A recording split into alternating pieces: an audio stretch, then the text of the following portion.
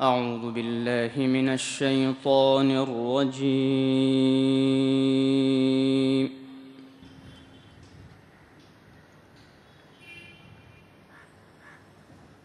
بسم الله الرحمن الرحيم.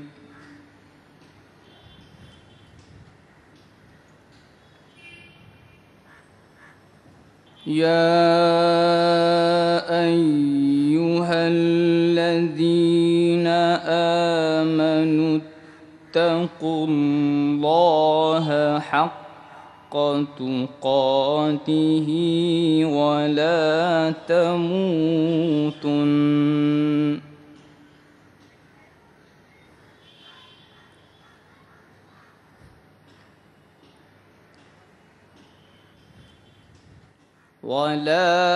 تموتن إلا وأنتم مسلمون.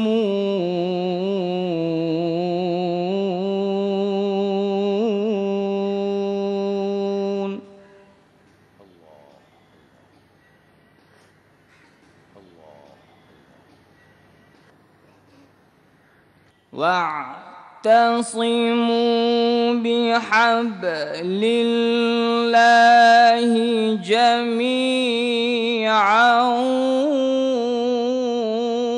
ولا تفرقوا.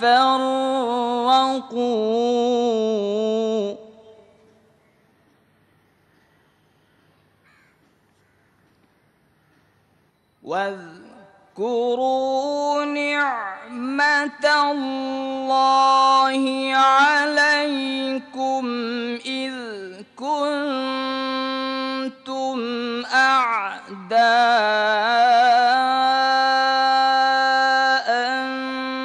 فألف بين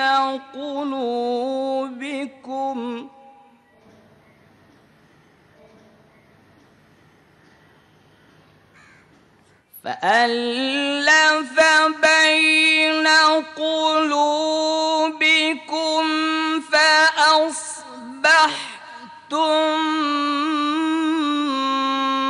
بنعمته إخوانا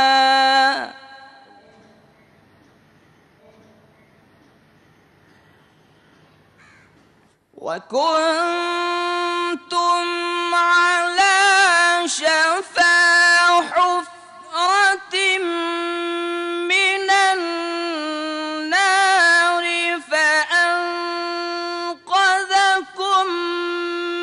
منها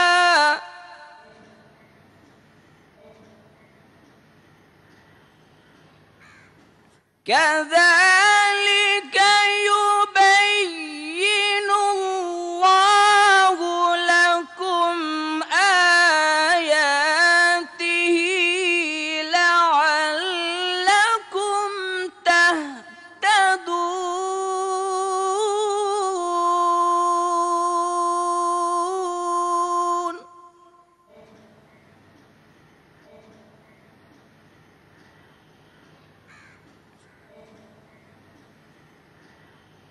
واعتصموا بحبل الله جميعا ولا تفرقوا.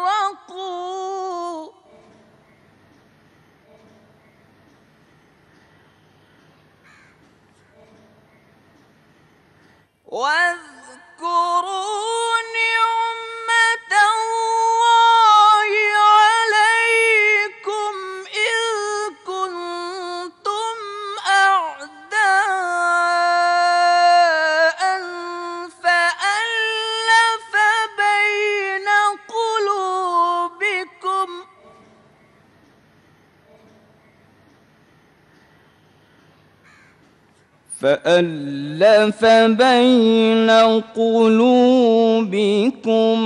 فأصبحتم بنعمته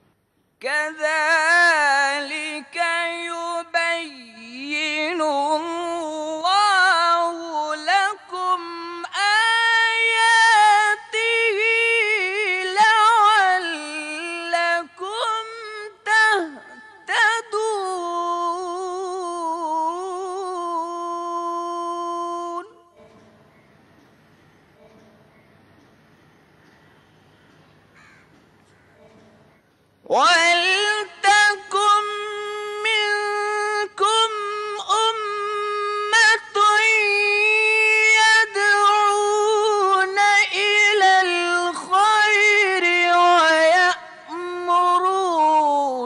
بِالْمَعْرُوفِ وَيَنْهَوْنَ عَنِ الْمُنكَرِ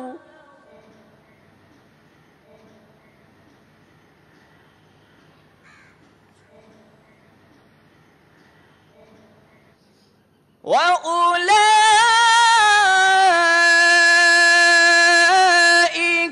هُمُ الْمُفْلِحُونَ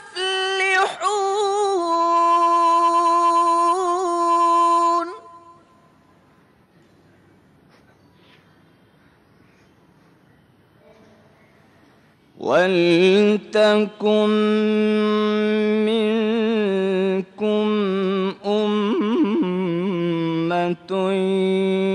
يَدْعُونَ إِلَى الْخَيْرِ وَيَأْمُرُونَ بِالْمَعْرُوفِ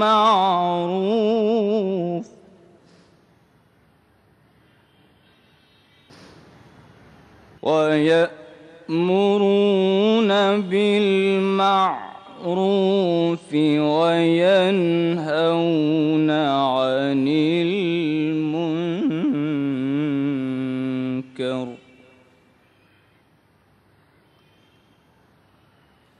وَأُولَئِكَ هُمُ الْمُفْلِحُونَ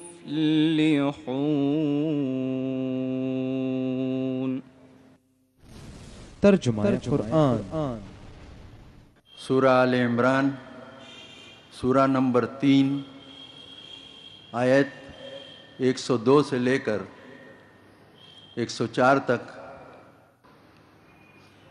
کہ اے لوگو جو ایمان لائے ہو اللہ سے ڈرو جیسا کہ اس سے ڈرنے کا حق ہے،